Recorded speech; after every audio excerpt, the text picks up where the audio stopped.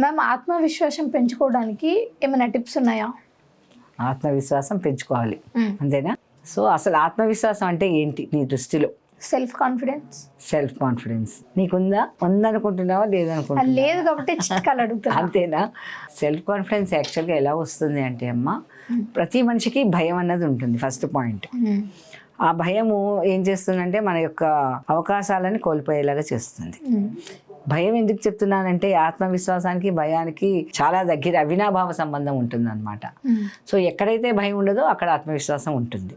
So ముందు మనకి భయం దేని వల్ల వస్తుంది అన్న దాన్ని కనుక మనం అడ్రస్ చేస్తే మనకి కాన్ఫిడెన్స్ అన్నది వస్తుంది. సపోజ్ మనకి ఏంటి భయాలు, మన భయాలు ఏంటి? జనరల్గా కొంతమందికి చీకటి అంటే భయము, కొంతమందికి రైల్లో వెళ్ళాలంటే భయము, కొంతమందికి ఫ్లైట్ జర్నీ అంటే భయము, కొంతమందికి జెయింట్ వీల్ ఎక్కాలంటే భయము.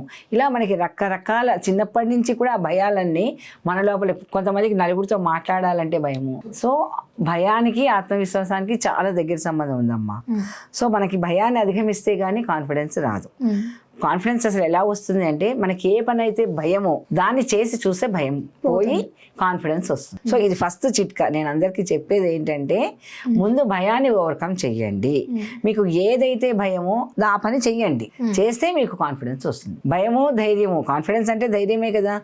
భయము ధైర్యము రెండు పక్క పక్కన ఉండవు, ఒకటి పోతేనే ఇంకోటి వస్తుంది. సో ముందు మనకున్న అర్థం లేని భయాలని రాసుకుని ఇది ఎందుకు నాకు భయము, దీనివల్ల ఏమవుతుంది, ఇది నేను చేస్తే ఏమవుతుంది.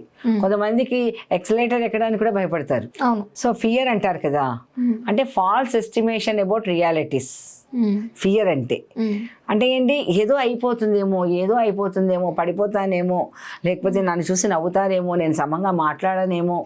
ఇవన్నీ మన భయాలు, అర్థం లేని భయాలు. సో ఈ భయాలన్నిటిని రాసుకోవాలి ముందర. కాన్ఫిడెన్స్ రావాలంటే ఈ భయం ఎందుకు, సరే నేను సమంగా మాట్లాడట్లేదా, ఓకే నవ్వితే నవ్వారు, ఇప్పుడు మనం తప్పు చేస్తేనే కదా కరెక్ట్ చేసుకునే అవకాశం వస్తుంది.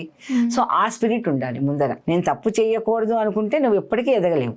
ప్రతి ఒక్కళ్ళు తప్పులు చేసే దాని నుంచి కరెక్షన్ చేసుకుని ఎదుగుతారు. సో ప్రతి ఒక్కళ్ళ కాన్ఫిడెన్స్ అలాగే పెరుగుతుంది. మనం ఏంటంటే అసలు నేను తప్పు చేయకూడదు, నా గురించి అందరూ గొప్పగా మాట్లాడాలి, ఫస్టే మనము అలా ఆ స్టేజ్కి రాలేంగా ఎవరు కూడా. సో కాబట్టి నీకు ఫస్ట్ నీ భయాలని రాసుకుని ఏమంటే నీకు భయము, ఎందుకు భయము. సో ఆ భయం గొలిపే పని నువ్వు చేసి చూసావనుకో నీకు భయం ఉండదు, నీకు సెల్ఫ్ కాన్ఫిడెన్స్ ఆటోమేటిక్గా వచ్చేస్తుంది. అంటే చూస్తే భయం, చేస్తే అభయం. అభయం అంటే సెల్ఫ్ కాన్ఫిడెన్స్ అనమాట. సో మనం ఎక్కువ చూస్తాం, చేయడానికి ఇష్టపడం ఏది కూడా, అందుకే మనకి కాన్ఫిడెన్స్ రాదు. ఎప్పుడైతే మనం చేయడం అలవాటు అవుతూ ఉంటుందో, ఇప్పుడు ఫస్ట్ సపోజ్ కొత్తగా ఒక అమ్మాయికి పెళ్ళయింది, వంట రాదు, సో భయం ఉంటుంది న్యాచురల్ గా. కానీ చేయగా she'll become a biggest chef అయిపోతుంది వన్ ఫైన్ డే. ఎలా వచ్చింది ఆ కాన్ఫిడెన్స్? చేయడం వల్ల వచ్చింది. సో అలా కాన్ఫిడెన్స్ అన్నది మన యొక్క రెగ్యులర్ గా చేసే పని మీద మనకి పట్టు వస్తే కాన్ఫిడెన్స్ వస్తుంది అనమాట. సో పట్టు రావాలంటే నిరంతరం పట్టు వచ్చే వరకు మనం సాధన చేయాలి. సో ఇదొక చిట్కా. ఓకేనా? Thank you ma'am.